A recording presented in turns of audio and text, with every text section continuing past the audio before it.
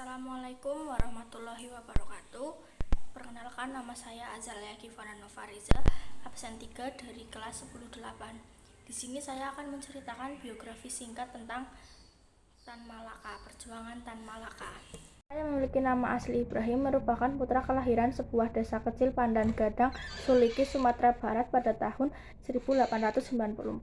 Karena kecerdasannya, Ibrahim berkesempatan masuk sekolah guru pribumi satu-satunya di Sumatera, yakni Indrasih School for Underwriters di Bukit Tinggi hingga lulus pada tahun 1913.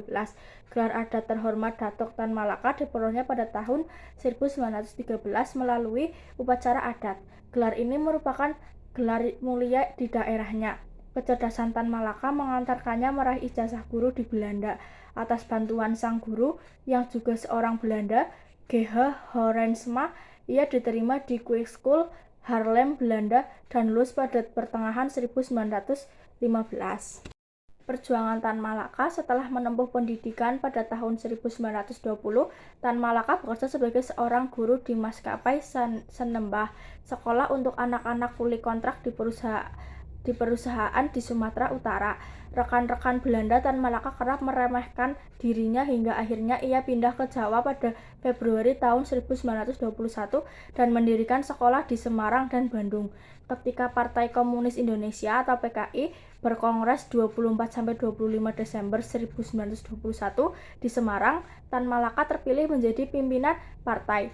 Sejak saat itu, ia kerap diawasi oleh pemerintah kolonial Belanda. Pada tahun 1922, Tan Malaka ditangkap dan dibuang ke Kupang, Nusa Tenggara Timur. Pada Maret tahun 1922, Tan Malaka diusir keluar Indonesia dan sempat berangkat ke Belanda dan kemudian tampil sebagai wakil Indonesia pada Kongres Komintern bulan November tahun 1922. Pada tahun 1926, pemberontakan rakyat Indonesia melawan kolonialisme Belanda pecah di berbagai daerah. Tan Malaka yang sedang berada di luar negeri menilai pemberontakan ini terlalu dini dikobarkan oleh PKI. Akibatnya pada tahun 1927, Tan Malaka terang-terangan keluar dari PKI dan mendirikan Partai Republik Indonesia atau PARI. Komintern juga memecatnya. Sejak saat itu, Tan Malaka kerap dikejar-kejar oleh pemerintah kolonial Belanda hingga mantan sekutunya di Komintern dan PKI. Selama 30 tahun, dia terus menantang kolonialisme tanpa henti.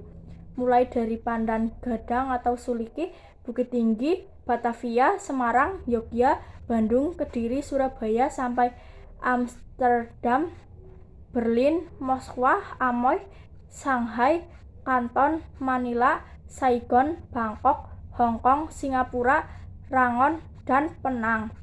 Setelah Indonesia merdeka, Tan Malaka terus jadi sosok yang menantang diplomasi Belanda yang merugikan posisi Indonesia. Ia pun dikejar-kejar hingga ditembak pada tahun 1949 dan lenyap di kaki Gunung Wilis, Kediri. Ia disebut meninggal dunia tanpa nisan dan kuburan yang layak. Kemudian pada 28 Maret 1963, Presiden Soekarno mengangkat Tan Malaka sebagai pahlawan nasional, namun namanya jarang terdengar dalam sejarah. Sekian cerita singkat Tan Malaka dari saya. Terima kasih. Wassalamualaikum warahmatullahi wabarakatuh.